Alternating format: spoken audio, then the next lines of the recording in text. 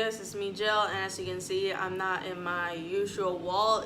I'm still trying to decorate it, so it's not finished yet.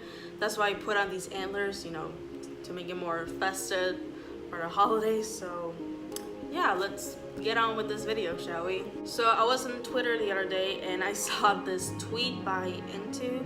I think they're a magazine, but I'm not really sure because I never heard of them. And it says, trans misogyny, heterosexual pride, and blackface, Ariana Grande's Thank You Next video is surprisingly anti-queer.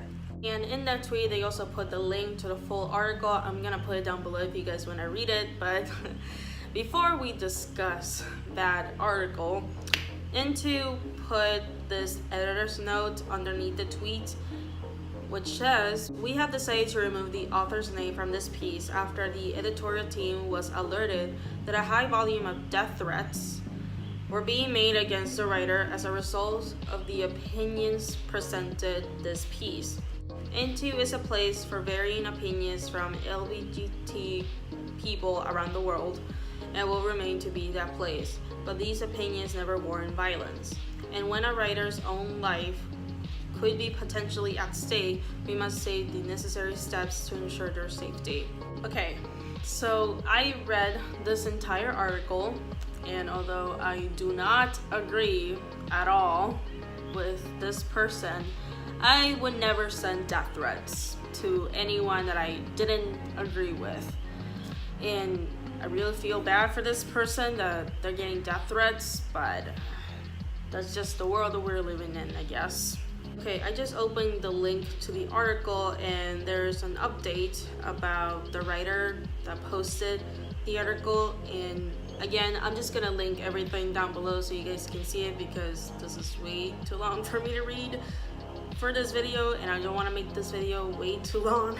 So the article starts like this. While the song is actually dedicated to Ariana's past boyfriends, the music video makes a surprising ode to her queer followers. Unfortunately, not all representation is good, and her music video failed to support the basic dignity of queer and trans people, laden with trans misogyny, anti-queer jokes, and blackface. The video follows Ariana's white feminist awakening through a celebrity nod to several cult classics. When I first read this article and decided to make a video about this, I said to myself, there's no way in hell I'm gonna be able to read this again sober. So I brought this, a flask filled with tequila that says not pregnant because I love drinking and I don't plan to have any children, so bottoms up.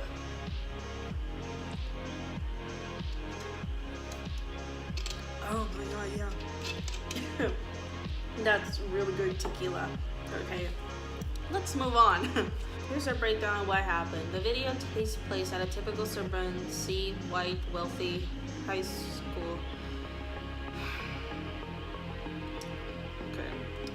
It begins with a confessional homage to Mean Girls, detailing fictional Queen Bee's Ariana's influence on her peers' lives, and rumors they heard about her. It is unclear if Ariana is supposed to be superficial antagonist of the video, like Regina George and Mean Girls, or if she is attempted to portray undergrad Kay Herring, who resists a plastic normality.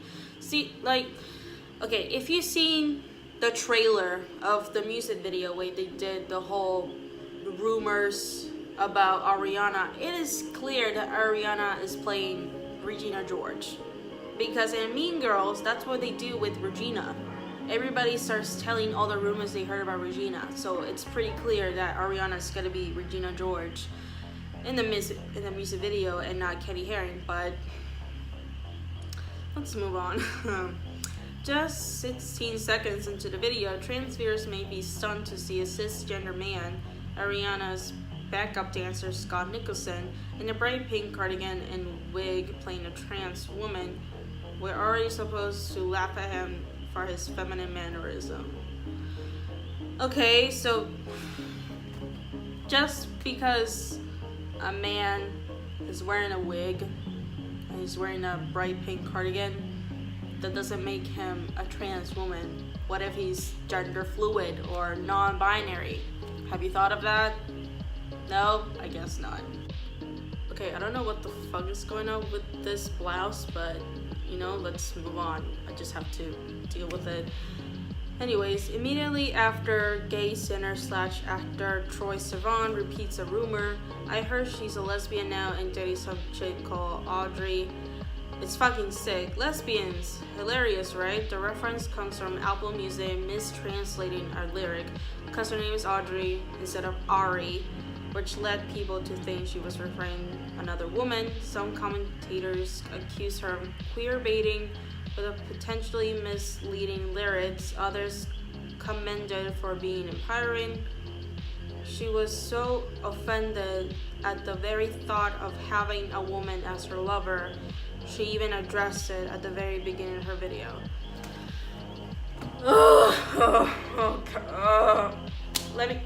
Let me just.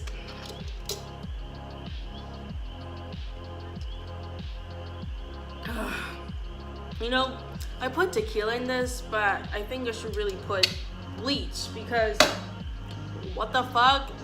So according to the writer of this article, Ariana making a joke that Apple Music mistranslated her lyrics makes her queerphobic because it's not about another woman called Audrey. What? And what's also funny is if she was talking about another woman, it's queer baiting, which is bad. But if she is not talking about another woman, she's queerphobic. How does this make any sense? And there's honestly, there's no way you can win either way, apparently.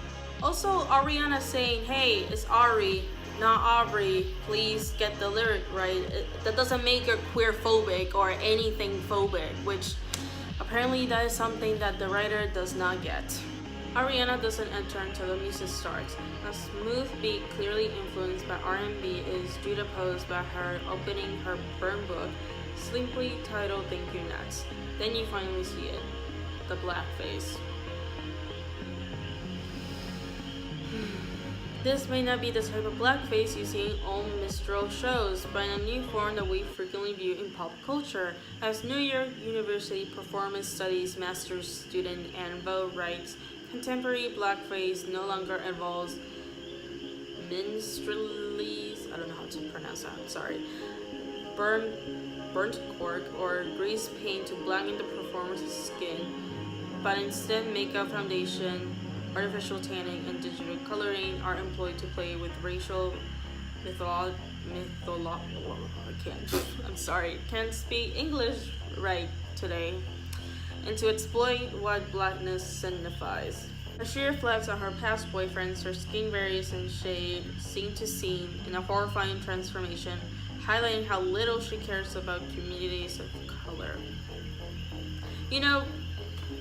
When I think of blackface, all I think is this, or even this, but apparently being tan and being in a room with very low lighting is not considered blackface. Thank you, whoever wrote this article, for teaching me the true meaning of blackface. I mean, seriously, if you watch the video, you can clearly see that Ariana Grande is in a dim lit room, which makes her skin look darker because there's little to no light. Plus, she has a tan, so of course her skin is gonna look darker. Also, check this out. Okay, I just turned all my lights off. Obviously, you can't see me. I got one light on and automatically my skin looks a little bit darker. Now I got two lights on and I look white, but it still looks a little bit darker. And now I got all my lights on. And if I do this, when I put a light directly towards me, my skin looks a lot paler than it is. It's called the magic of lighting. Okay? Can't believe I had to do that to explain it to people how lighting works and how hands work. As the lyrics continue, it becomes clear she only cares about herself. Plus, I met someone else. We having better conversations. I know they say I move on too fast, but this one going to last because her name is Ari, and I'm so good with that. The individualistic sentiment could be empowering for the white cisgender straight feminists who are represented in the video. Of course, this is at the expense of queer people, trans women, and people of color. So, her saying, hey, I love myself and I'm happy being with myself and I don't need anybody else to be happy, is now transphobic, racist, and queerphobic. What? How does that make any sense? Like, you would think a message like that, or loving yourself and not needing anybody else to be happy would be a good thing and nobody would find a problem with that. But apparently, if you're white and you love yourself, then you're racist. But does that also mean if you hate yourself and you're not white, are you being racist towards your own race? I'm having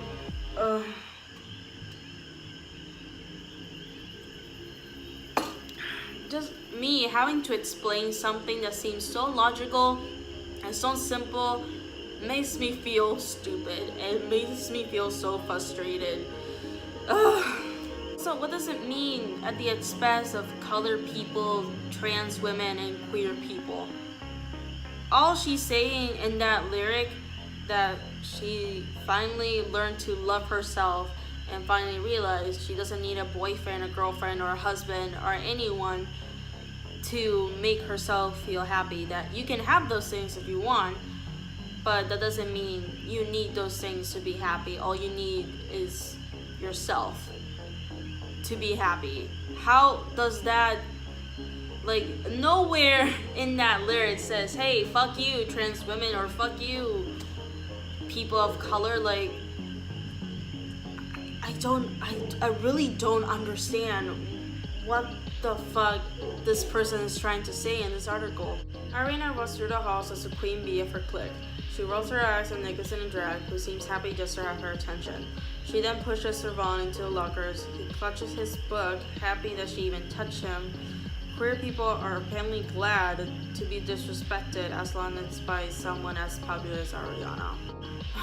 It feels like this person hasn't seen any of the movies that the music video was based on, because I'm pretty sure if this person saw the movie Mean Girls, they would understand why Ariana is acting the way that she was acting in the music video, because she's playing the role of Regina George, who is the leader of the classes. She's the bully, she's the queen bee, she's the popular cool girl. That's what she does.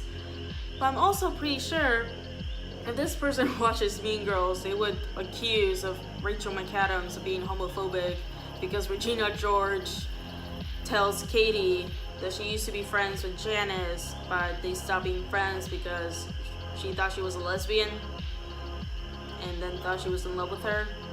So, yeah. The video quickly cuts to several few sequences and references, including the famous dollhouse scene from 13 Going on 30 and the doll walking sequence from Legally Blonde.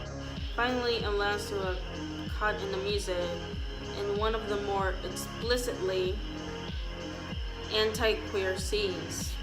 Ariana tells her beautician she misses Pete Davidson. He was really cute and it was really big.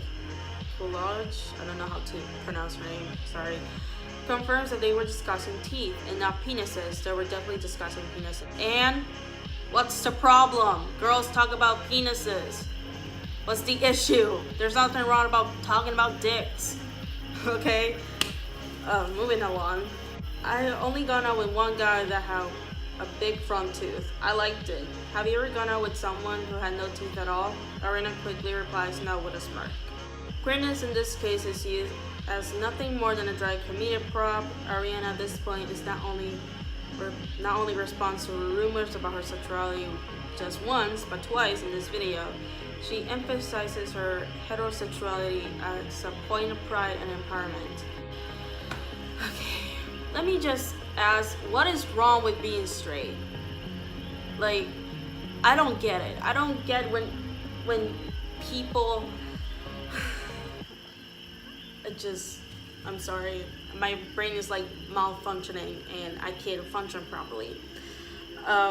There's a difference between, being straight and being okay with it, and then there's being straight and thinking that everybody is beneath you because they're not straight. There's a huge difference, and nowhere in the video does Ariana say, oh, heterosexuality is the only normal. You're not cool if you're gay.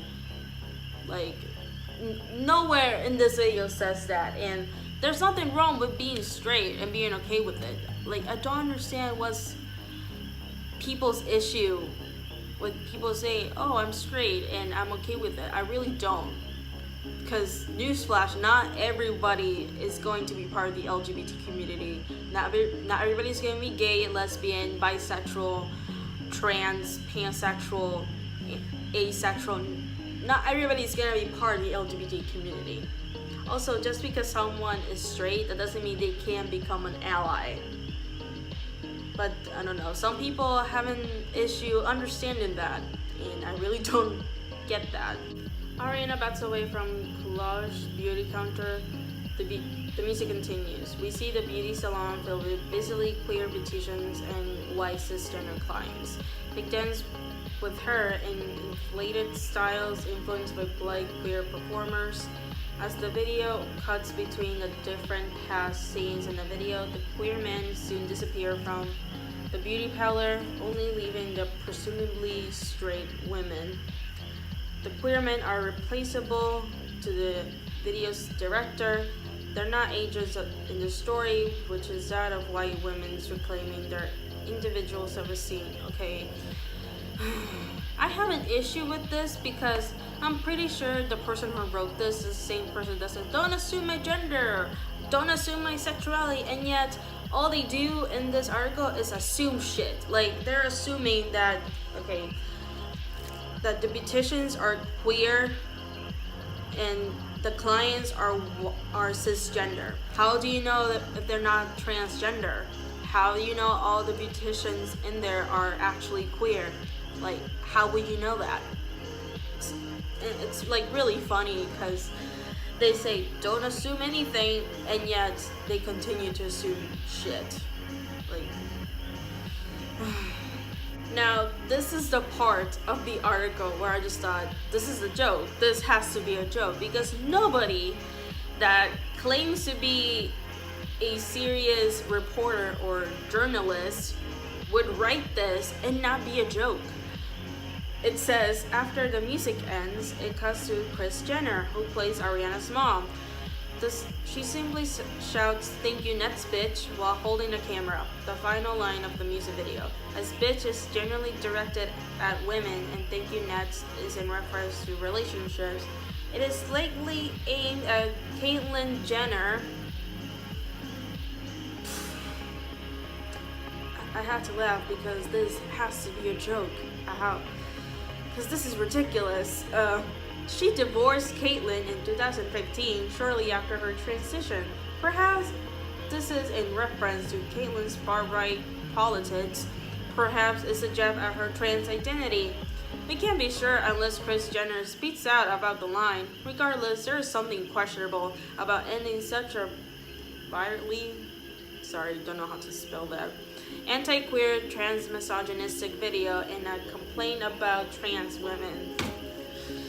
So, I don't know, apparently Kris Jenner went into the music video with the idea of wanting to say fuck you to Caitlyn Jenner. This is, this whole thing has to be a joke. Like, how do you stretch that far? Not even Mrs. Incredible can stretch that far. This is this is reaching it. Like, this is really ridiculous. I can't. Oh my god. I really can't. We need to stop labeling straight women as gay icons because they give us a bare minimum representation. Visibly is not enough, especially when it can have such a negative impact in our lives. The video features queer, trans, and people of color characters as props while centering one of the world's biggest pop star in blackface. Okay, and this is my opinion, but I really don't see the issue of having straight women as gay icons. Because as far as I know, in the LGBT community pop culture, we have Britney Spears, Beyonce, Rihanna, Lana Del Rey as gay icons. And they're all straight women, and yet we consider them part of our LGBT culture and pop culture.